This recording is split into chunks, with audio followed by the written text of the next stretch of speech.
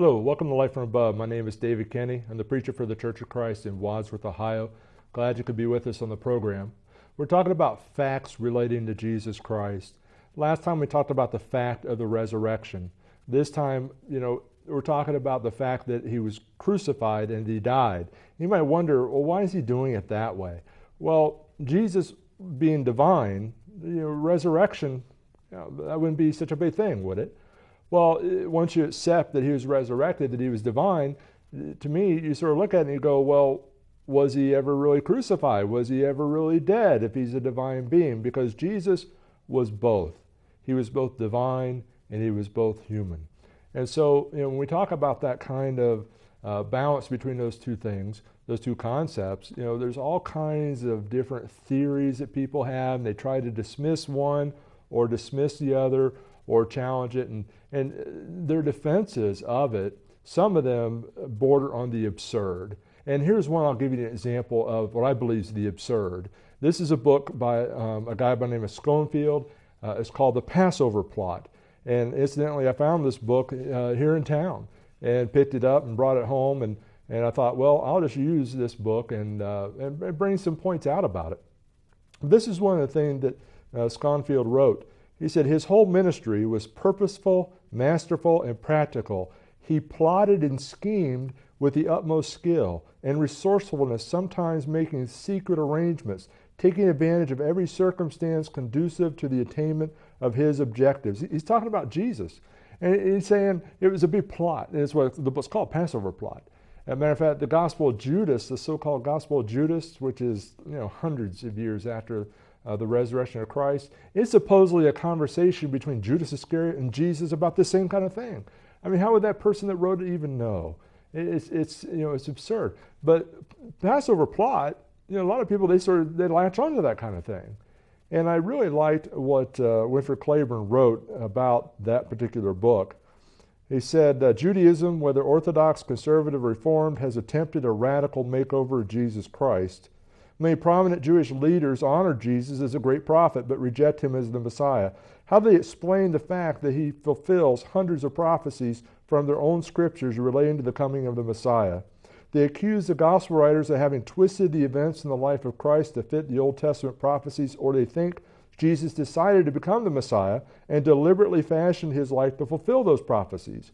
One Jewish writer said Jesus wanted to be recognized as the Messiah and worked toward that end, but never intended for it to lead to his death on the cross. That Jewish writer called his book The Passover Plot. And notice what he says about it, and it's true. He says, the book is one of the most unscholarly and unreasonable books I have ever read. Some prominent Jewish scholars have condemned the book. Now, Winfred Claiborne, I know you probably don't know who he is, but he read hundreds of books every year. He's one of my professors at Free Hardeman. He would come into class, 2 or 3 times a week with a stack of books, and they were never the same stack. And so for him to say that, it's just so unscholarly. Who would believe that? But there's other theories out there. There's the substitution theory. People latch onto that. The idea that it really wasn't Jesus. They thought it was Jesus, but it was really somebody else. Well, that only takes care of part of the problem. And then you have the ascension theory, that Jesus was rescued from the cross and ascended to heaven. Well, what about the burial? What about the resurrection? Or the swoon theory. The swoon theory holds the idea that Jesus survived it. And he actually pushed that stone out. And he actually walked among them, and he was harmless, basically. And people examined his wounds. They were healed and all that. But he survived that. It's called a swoon. He swooned on the cross. People thought he was dead, but he wasn't. Well, what about those kinds of things? Well, again, I want to show you this Graceful Reason book about history. And is it credible? And these are the questions from that book that I think are really good questions. And I encourage you to get the book and read it. It's not, it's written for academics, and it's a good book. But what makes history credible? Are there any first-hand witnesses? Are there any independent witnesses? Are there any eyewitnesses? Are there any hostile witnesses? Are there multiple witnesses? And that's what we want to talk about. We look at that kind of thing. Christianity has nothing to fear from an honest investigation, an honest, objective. It really doesn't have anything to fear of that. The question is, are people investigating or not? And that investigation, again, for Jesus' death and crucifixion, really needs to go back to the Old Testament again. Notice this passage. This is Zechariah chapter 12 and verse 10. And then I have the fulfillment of it there in Matthew 27:54. It talks about they will look upon me whom they pierced. And then you have over here in Matthew 27:54 the obvious fulfillment of that. And this is just one example of Old Testament prophecies that talked about Jesus' death and details relating to it. And that evidence is so compelling. Matter of fact, for a while, when people talk about, in the Bible, they said, well, they reason from the Scriptures. Well, what Scriptures are they talking about? They're talking about the Old Testament. They're talking about those Scriptures. The New Testament hadn't been completed yet. And so there's evidence there that people really need to think about. Hundreds of years separated Zechariah from what Matthew is writing about. Hundreds. And there's other ones too. But let's talk about the idea that, Jesus, he survived it. Somehow he survived it. Well, they obviously have overlooked one of the terms in the New Testament, and that term is scourging. Notice these Gospels that pointed out, Matthew, Mark, and John. Now, scourging was a flogging. It was a preliminary to every Roman execution. Only women and Roman senators or soldiers were exempted unless the charge was desertion. It was so brutal. Some people didn't even make it to the cross. Some people didn't even make it. Matter of fact, the word scourge comes from the Greek word flagellum.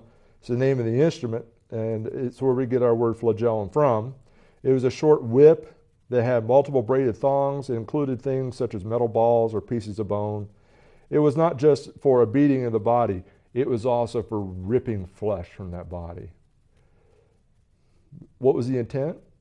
One writer, matter of fact, if you can find a copy of, this is the Journal of American Medical Association, Journal of American Medical Association, on the physical death of Jesus Christ. They said the severity of the scourging depended on the disposition of the lictors, that's the people that are inflicting it, and was intended to weaken the victim to a state just short of collapse or death. Now keep in mind what Jesus is being condemned for. He's being condemned under the guise of, blasphemy and all that, but leading to insurrection. Those kinds of things, the Roman soldiers, they would not be gentle with that kind of a thing. Matter of fact, the New Testament record shows that they were very cruel to him, even beyond what might have been done to other people. For example, the crown of thorns. Why would they do that? Why would they put a crown of thorns on him? Because he's being crucified as the King of the Jews. And they put a blanket on him, but it wasn't any blanket like I sleep on. It's a cattle blanket. And it had to have been immensely painful to have that put on and then have that taken off after his blood had congealed to it. I mean, the idea that Jesus, that this was some kind of light beating. I mean, under the Jewish system, they were limited, 39 strikes. But the Roman Empire had no such limitation. He was being executed by Romans. And the pain and the injury, the blood loss was high. It's no wonder that he couldn't bear the crossbeam. Some people think that might have weighed as much as 75 to 100 pounds. 75 to 100 pounds, not under the best of circumstances either. How would he survive that? A lot of people didn't. It was so cruel and so injurious. Matter of fact, if you ever watched the film The Passion, I read an interview by the guy that played the acting role for Jesus, and he talked about how when they did that scene with him, they had a metal plate or something like that in him, and he said that one time they missed that plate and actually hit him, and he still has a scar to this day from it. He said he couldn't believe it when it hit. He said, I thought I was going to die. I mean, it just took the wind right out of him. Well, that was just one. How would Jesus survive that? How's he going to be able to push that stone? Well, it wasn't just that they scourged him, because that's what Pilate had him scourged, hoping that they would be sympathetic towards him so that they would be amenable to Pilate letting him go, even though he would be maimed for life. But they weren't satisfied with that. The next thing on our list of evidence is they crucified him. Look at all four of the accounts here. They talk about it. Now, the Romans, they didn't invent crucifixion. Actually, crucifixion is believed to go back as far as the Persian Empire. Alexander the Great saw it, and apparently he adopted it. Some people say, matter of fact, I read, this is from that same article on the physical death of Jesus. He says, although the Romans did not invent crucifixion, they perfected it as a form of torture and capital punishment that was designed to produce slow death with maximum pain and suffering. Maximum. Now, it's not just talking about the physical pain, which would be, incidentally, you ever have a headache and say, this headache, this pain is just excruciating. Maybe you want to slow down in your pronunciation of that term and realize that crucifixion, excruciating, crucifixion, they're the same. Our word excruciating comes from crucifixion. It was extremely painful, but it wasn't just that. It wasn't just to extract every bit of pain, but it's also every bit of suffering. And not just suffering from physical. The person was crucified naked. The person was on a cross, and they were up there for hours, and people could come by and see them. And do you really need me to go any further, and what would be involved in that? It was designed to publicly humiliate and torture and kill at the slowest rate possible in order to get all these other sufferings in before the person breathed their last. The person died from that. They died from asphyxiation. They actually suffocate. They have to push themselves up with their feet, their legs, in order to breathe. And that's pushing against that, and it's not smooth wood, I can tell you that, against the back. Every breath was a struggle. Every breath. Excruciating pain. But some people would say, oh, Jesus survived that. It's all part of a conspiracy. You know what I think? I think I would want to have a different conspiracy, wouldn't you? He also died. He died. When the soldiers came to break the legs, they didn't break Jesus' legs because he was already dead. Notice the passage here in John 19:33 through 35. It tells you they did not break his leg, but they did pierce his side with a spear. There is no way the Roman soldier was going to allow somebody to come off that cross who was not dead. There's just no way. Some people say, well, that spear, he hit him with that spear. That spear was like 5 to 6 feet long. And the head on it, that strike that Roman soldier used is a kill strike. I've read before about how, young Roman boys were taught that strike from from as soon as they could hold a spear. It's a kill strike. I mean, they're experts at it. These are trained executioners. And Jesus was a high-profile execution. You make no mistake about that. Pilate wanted to let him go, but once he committed to it, it was a high-level execution. There is no way they're going to let him off that cross alive. Matter of fact, Pilate was surprised that Jesus was dead so soon. Now, if he was surprised that Jesus died so soon, do you really think they're not going to check and be sure that he's really dead? I mean, back to the Passover plot, it's absurd. It's ridiculous. The swoon theory, the fact that maybe they didn't recognize who he was, it is up front, close, and personal, this is. They confirmed his death. Some people talk about, whether or not Pilate gave the body to Jesus, to the family, the body of Jesus to, released it. Well, they found out that that's not an uncommon thing. But they also point out it's not an uncommon thing, but they always make sure the person's dead. And you can believe Jesus is dead. But that's the New Testament. What about, is there any other resources that talks about Jesus being put to death? Well, here's one. This is the Babylonian Talmud.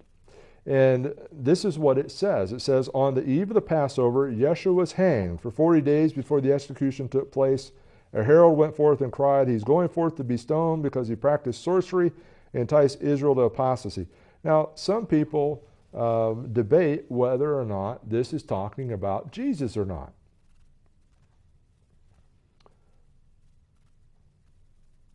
But the sorcery, sort of interesting. But there's other witnesses besides the Babylonian Talmud. That's not the only one. Look at this one. This is from Josephus. Josephus was a Jewish Roman historian. And he said this in his Antiquities of the Jews. Now there was about this time Jesus a wise man, if it be lawful to call him a man, for he was a doer of wonderful works, a teacher of such men as received the truth with pleasure. He drew over to him both many of the Jews and many of the Gentiles. He was the Christ. And when Pilate, at the suggestion of the principal men among us, had condemned him to the cross, those that loved him at first did not forsake him, for he appeared to them alive again the third day, and so on. Now some people, and I'm not going to debate the pros and cons of what selection is. Some of these phrases here, some people look at and go, I don't think Josephus wrote this. But there is no doubt he records the death of Jesus. Jesus died. It was public knowledge. Also another one. This is a Roman historian, Tacitus. Tacitus writes about it in his Annals, in his historical record that he wrote. And he says this, consequently, to get rid of the report, Nero fastened the guilt and inflicted the most exquisite tortures on a class hated for their abominations called Christians by the populace. Christus, from whom the name had its origin, suffered the extreme penalty during the reign of Tiberius at the hands of one of our procurators, Pontius Pilate. And most mischievous superstition, thus checked at the moment, again broke out, not only in Judea, the first source of the evil, but even in Rome, where all things hideous and shameful from every part of the world find their center, it become popular. So you have Tacitus here that writes about Jesus' death, that he was crucified, that he was put to death by one of their procurators, whose name was Pilate, during the reign of Tiberius. You see, this is historical evidence. Now, why would the Babylonian Talmud record that kind of thing? Are they a friendly witness? No. Why would Josephus record this? I mean, did he convert to Christianity? He was a Pharisee. He converted to, he went to the Roman Empire. Matter of fact, a lot of the Jews considered him a traitor because he went and worked with the Roman Empire. Why would he be writing about this? Is he trying to build a case for Christianity? And Tacitus says awful things about Christianity, but he still records the fact that Jesus was crucified and put to death by Pilate in Judea. See, it's a historical fact. There's evidence for it. Now, you may want to debate some of the finer points of some of these things about the crucifixion, but there's a guy, you might see his books out there. There's a guy by the name of Dominic Crossan. And he believes, but he doesn't believe the same way that I believe in the Bible. He was a part of a group called the Jesus Seminar, and they're very radical, liberal, but even he, now a little bit about him, he denies the virgin birth. He doesn't believe in the miracles, and that includes the resurrection of Lazarus. He denies the four Gospels are the only authentic Gospels. He denies the burial in the tomb and the resurrection of Jesus. But he doesn't deny that he died. This is one of the things he said, and this is in his Jesus, a Revolutionary Biography, page 145. Quote, that he was crucified is as sure as anything historical can ever be, since both Josephus and Tacitus agree with the Christian accounts on at least that basic fact. So you have a guy that denies all this other stuff, all these historical facts, but he's willing to admit and say the evidence that Jesus was put to death is irrefutable. It's as certain as any historical fact out there. That's a pretty strong statement. Well, you might want to know, what did he think happened to Jesus? Well, he thinks Jesus was basically thrown in a grave and his body was eaten by dogs and there's no evidence. That's what he believes. You see, beliefs are really different. But he is different as he is, looks at that historical record, and he points out the historical record is clear. Jesus was crucified and he died. He goes on, he makes another statement that I found sort of interesting. This is from the same book, Jesus, a Revolutionary Biography. He says, Jesus' death by crucifixion under Pontius Pilate is as sure as anything historical can ever be, for if no follower of Jesus had written anything for 100 years after his crucifixion, we would still know about him from two authors not among his supporters. Their names are Flavius Josephus and Cornelius Tacitus. You know, that's what he's saying? I mean, think about what he's saying. He's saying if you didn't even have the New Testament, if you didn't have the Bible, you could still know about Jesus from these extra-biblical means outside the Bible, these historical records. You could know that of his crucifixion. So these people that say that Jesus didn't really die, that he survived it somehow, he wasn't really crucified, somebody else was done by mistake, or they were substituted, they changed it around. It does not hold up to historical scrutiny. The evidence is overwhelming about it, and it's important evidence. Now, as I mentioned in the last episode, Christianity, the religion of the empty tomb. And I want to put the pictures up here again, and I want to remind you that these tombs here are from founders of other religions, and they are still in their tombs. But Jesus is not in his tomb. Now, I don't say that to mock other people, but I want you to realize and to understand the importance of the resurrection. And you can't have a resurrection unless you have a death, right? And resurrection means to live again. Well, you can't have that unless you put someone to death. So you might think, well, these passages and descriptions of what Jesus went through, they're very powerful, and some of them, they stir us in different ways. You might think, well, why would you go there? Why would you point that out? But you need to come to grips with the fact that Jesus came here, and he was publicly executed, and he arose from the dead in such a way that when you look at the historical record, it's overwhelming. But the question is, do people look at it? Do they really look at it? Do they take the time to do the investigation? Because it's there. The evidence is there. Why would Jesus come and do that? Why would he come and go through that? And keep in mind, it was a plot, all right. Plot. Changed the word. It was prophesied. The plan for man's redemption was laid out before the foundation of the world. Jesus is truly the Lord and Savior of mankind. Thanks for watching our program. Before we close our program today, we'd like to take a moment and review this roadmap to heaven with you, since the matter is so serious.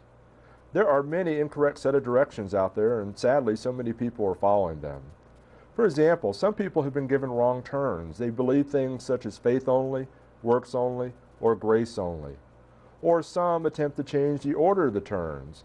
being baptized before they even believe. Some people fail to realize what point they are on the map. Don't even open their Bibles yet, and they think they're saved already.